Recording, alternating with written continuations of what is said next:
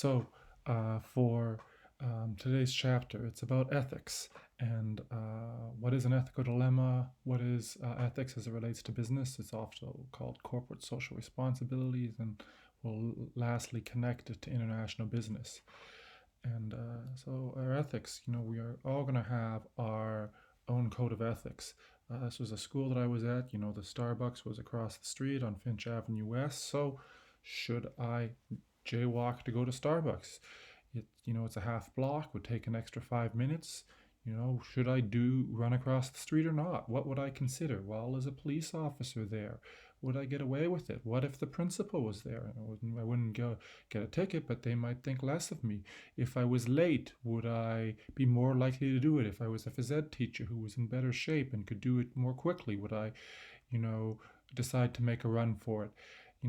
Whether or not I want to cross the street and risk danger and risk breaking the law to go to Starbucks would be a very simple example of an ethical dilemma.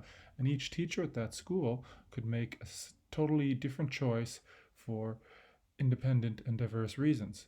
Or for students, if we're talking about an online course where there might not be strict contact with the teacher, maybe Turnitin isn't enabled for a project. Would you consider using someone else's work? What if you really needed the mark to get into university? What if your parents were putting a lot of pressure on you?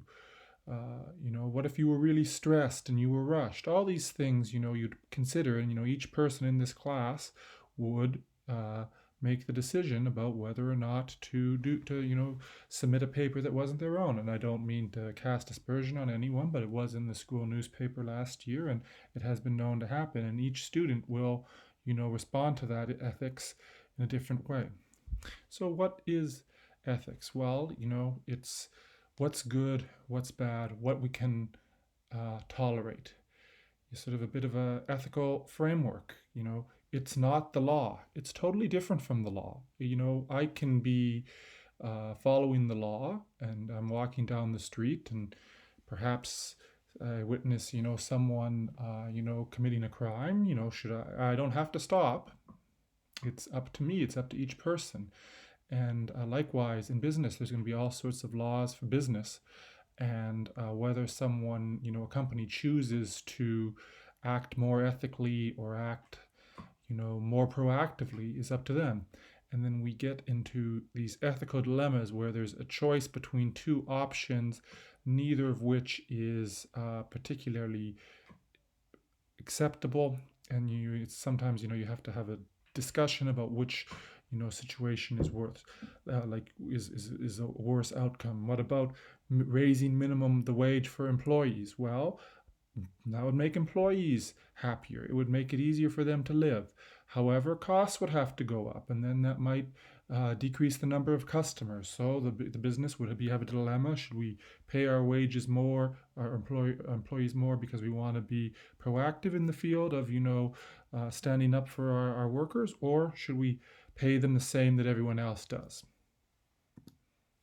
And two key terms is that you can have ethical imperialism, the idea that there's one rule of ethics that goes in every situation.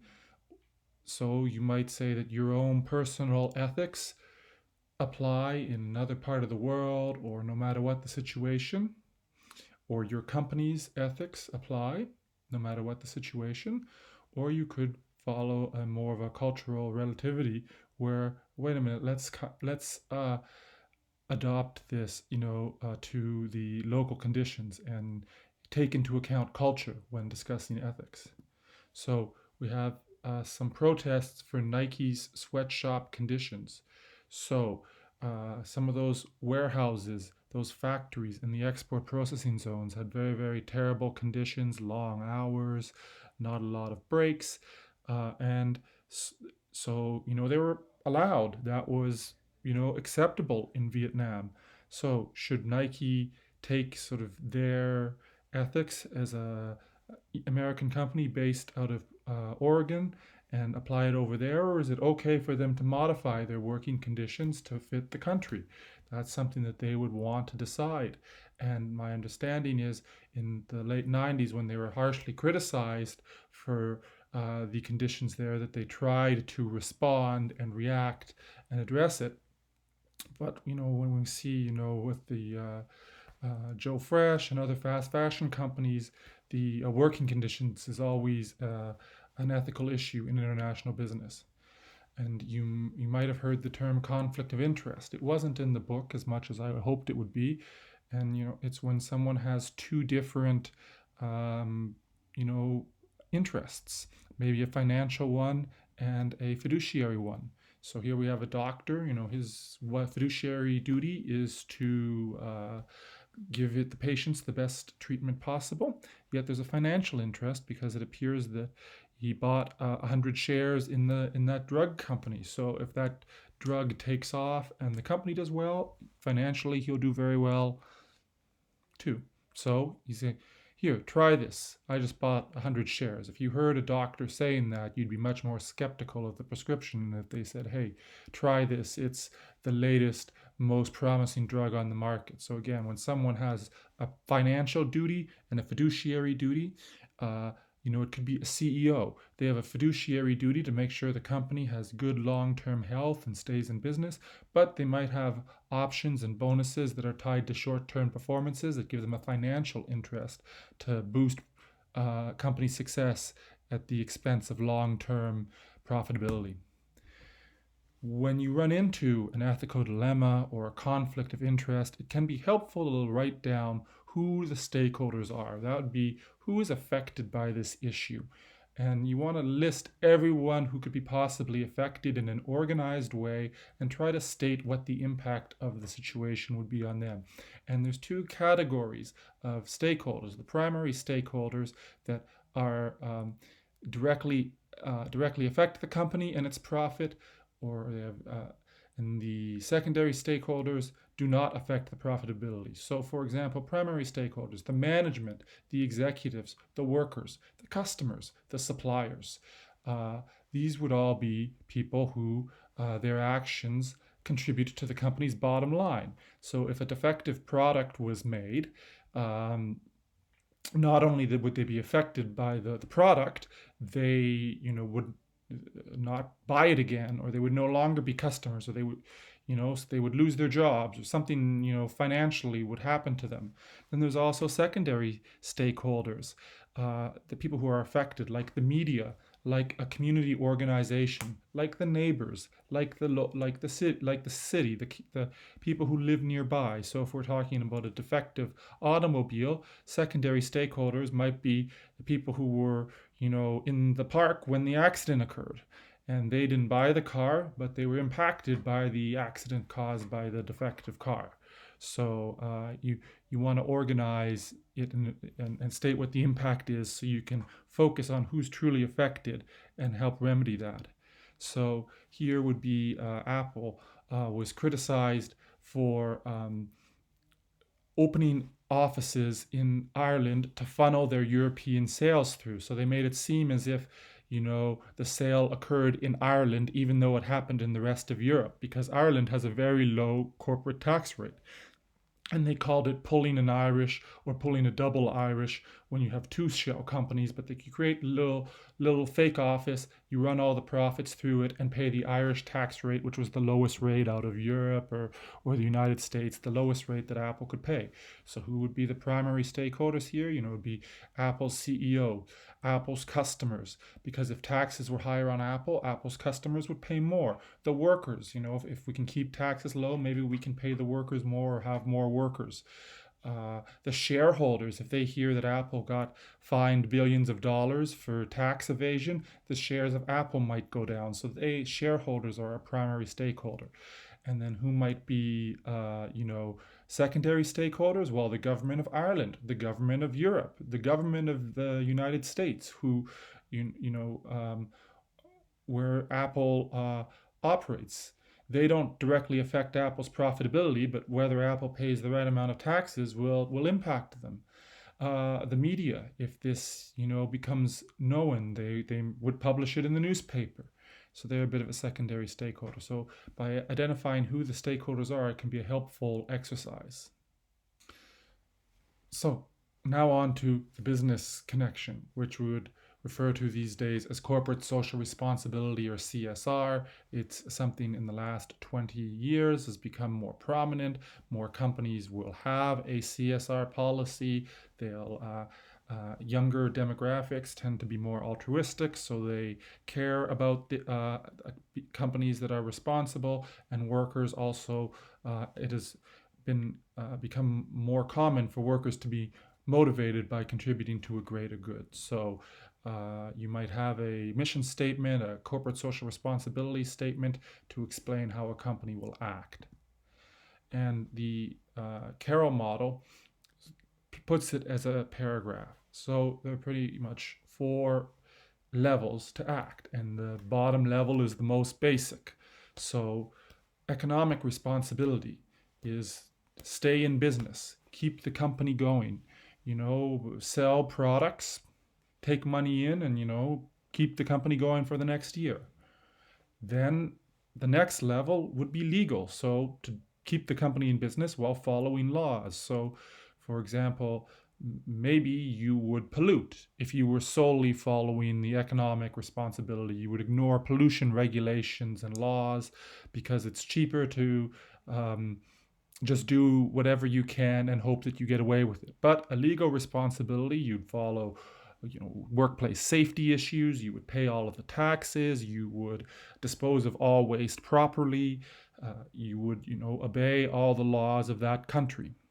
And the next step is an ethical responsibility, and sort of to do what people expect you to do, what's considered normal. Like you would notice at school, there's lots of recycling bins, refillable drinking water stations. The building has a platinum eco-friendly designation, so that's an additional ethical responsibility to look after the school to maintain that designation, and because it's good for the planet. So this could include paying a living wage, a coffee company that buys fair trade coffee where the farmers get a little more money than if it's just bought bulk on the market from a wholesaler. You can go to a company's website and you can usually see our values or our corporate social responsibility policy, and you'll talk about what is important to them, how to be modeling the way, we're designing a car that makes less emissions. And then lastly, philanthropic responsibility or discretionary responsibility is doing a little extra. So if Tim Hortons, you notice they have a camp day in the spring. So they choose to have that camp day. It's an event that they do, that they take initiative to organize as something extra. They could, still be in business selling coffee. They could still be following all the laws of Canada. They could still be, paying their workers a living wage, and treating farmers properly, and using beef that's been ethically sourced. But they make an additional choice to organize that camp day and an additional fundraiser. So the last one is extra. So I went to Chipotle's website and looked at their values, and they talked about long-term relationships with farmers, paying the farmers appropriate prices, caring about them as humans. They talked about how they would treat animals well, not used, slaughterhouse conditions, pasture-raised animals. And it describes these 2 pillars of their corporate social responsibility values in detail. Now, if you remember Chipotle in the news a few years ago, they were criticized for not paying overtime for workers who had to stay late to clean up, and they were accused of not paying everyone the wage they were entitled to under the law. So it doesn't mean just because they have a policy that they'll be free of controversy. However, in this case, Chipotle goes to great pains to show their policy of treating farmers and animals appropriately and cooking the food on their premises, so you as the customer get the freshest, most, the healthiest food that you can. And the book also shows you some levels of corporate social responsibility. The bottom is doing the least, the top is doing the most. So obstructionist would be the company like Enron that falsified their financial statements, that hid what they were doing, that you know um, created fake transactions, that might have bribed other governments, and didn't follow any norms and tried to hide it as much as possible. So the next level is defensive. That is, they don't pay much attention to it until it comes to light. When when it turns out that there's a sweatshop has been discovered, then Nike chooses to act. They don't proactively go and fix all of their warehouses. They wait until something's been in the media or a crisis has occurred.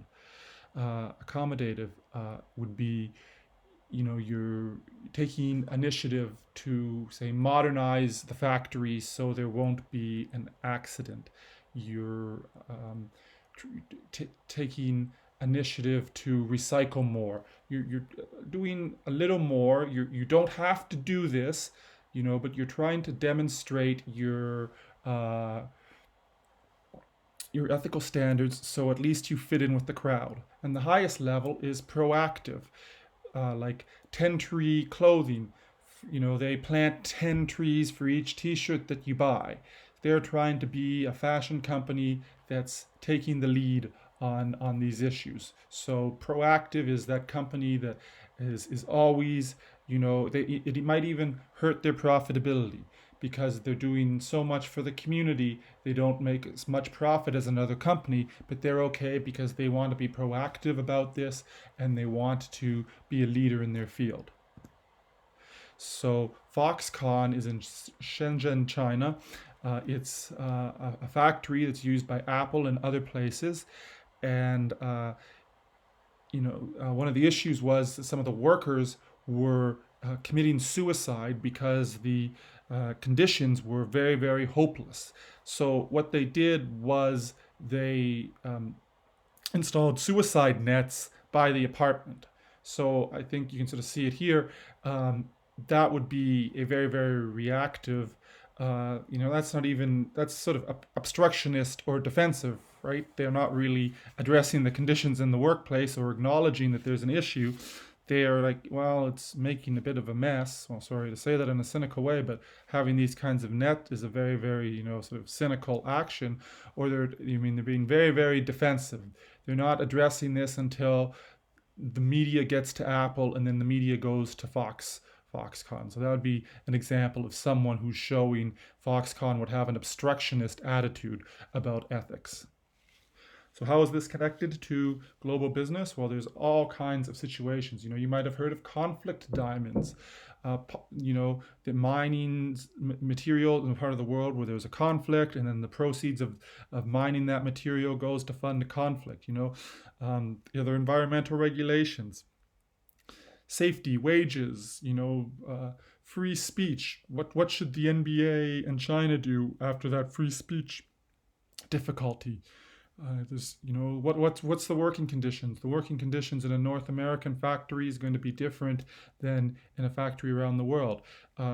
In the documentary American Factory, have Fuyao Automotive Glass owns a plant in Ohio. So they have a safety inspector. They have special routines. They have special gloves. They have brakes for the people working in the furnace. And then in their plants in other parts of the world, people are sorting broken glass without the proper gloves or goggles. They don't give the workers appropriate footwork. The working conditions for a global company might be different around the world, and the conditions are legal, but then they have to decide what their personal standard is. So these are all the issues that might be effective. So one that is very trendy is intellectual property. It's in almost every trade agreement with Asia and China because they are less protective of intellectual property than a North American company would be. So one example, there was this company, and it's pronounced Jordan, and their logo and that character was the number 23, and they took it although Jordan, you can see in the bottom right, that's his official logo. That's a pose that he made in a slam dunk contest. They took a pose from a game, they rendered it into a logo, and they were using something very, very similar. It pronounced the same, it had the number 23 in it. They made it seem like it was Michael Jordan's brand, and they produced very, very, very, very similar product line. Eventually, Michael Jordan was successful in China's Supreme Court, but it took years, and maybe he would not have been as successful if he wasn't Michael Jordan. So the idea is like, what this is relevant to a lot of businesses because we might want access to a market overseas, but we don't want them to take our patented trademarked ideas and then mass produce them and run our local domestic companies out of business. So finding an acceptable standard of intellectual property would be an ethical dilemma that is needed in international business. Just as there's some helpful exercises in the book. And then if you were interested, I would suggest an additional exercise you could do. Go to a company of your choice, read their social responsibility policy, and just think about, does it match your own standards or not? And aside from the activities in the textbook, that would be one additional thing that I would recommend to you. Thank you.